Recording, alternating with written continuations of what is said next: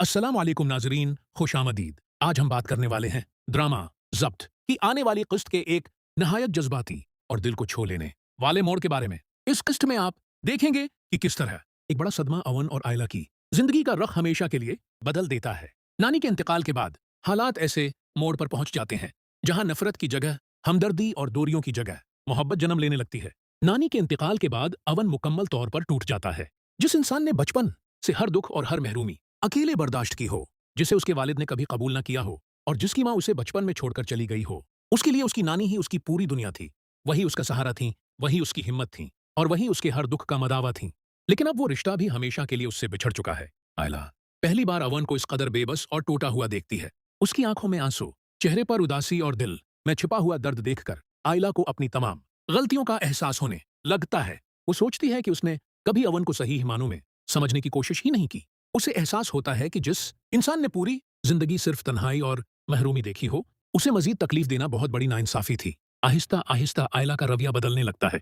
वो बगैर कुछ कहे अवन का ख्याल रखना शुरू कर देती है। अवन इब्तिदा में उसके बदले हुए रवैये पर यकीन नहीं करता, लेकिन आयला हर मुश्किल लम्हे में उसके साथ खड़ी रहती है और उसे ये एहसास दिलाने की कोशिश करती है कि अब वो अकेला नहीं है।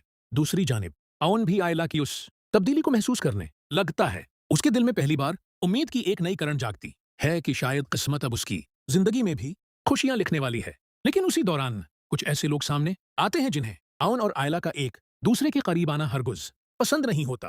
वो आयला के कान भरने की कोशिश करते हैं और अवन के माजी को इसके खिलाफ इस्तेमाल करते हुए एक नई साजिश का आगाज कर देते हैं। आने वाली किस्त में देखना यह होगा कि क्या आयला उन साजिशों का शिकार हो जाएगी या इस बार वो अवन का हाथ थाम कर हर मुश्किल का डटकर मुकाबला करेगी। क्या दोनों के दरमियान जन्म लेने वाली ये नई मोहब्बत हर आजमाइश में कामयाब होगी या फिर एक नया तूफान उनकी जिंदगियों को एक बार फिर बखेर देगा? ये सब कुछ आपको ड्रामा ज़ब्त की आने वाली किस्त में देखने को मिलेगा। मगर कहानी यहीं खत्म नहीं होती। अवन और आयला की जिंदगी में एक नया इम्तिहान उनका इंतजार कर रहा होता है। नानी के इंतकाल के बाद अवन अपने आप को घर के एक कमरे में महदूद कर लेता है। वो किसी से बात नहीं करता, न ही किसी से मिलने की कोशिश करता है। आयला खामोशी से उसके लिए खाना रखती है, उसका ख्याल रखती है, मगर अवन के दिल का दर्द इतना गहरा होता है कि वो किसी की हमदर्दी कबूल करने के काबिल नहीं रहता। एक दिन आयला अवन के कमरे में जाती है तो देखती है कि वो नानी की तस्वीर सीने से लगाए खामोशी से आंसू बहा रहा है। ये मंजर देखकर आयला खुद भी अपने जज्बात पर काबू नहीं रख पाती।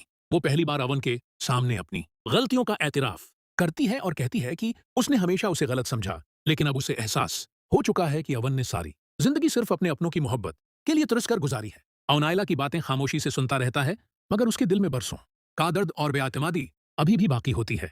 वो आयला से कहता है कि कुछ जख्म ऐसे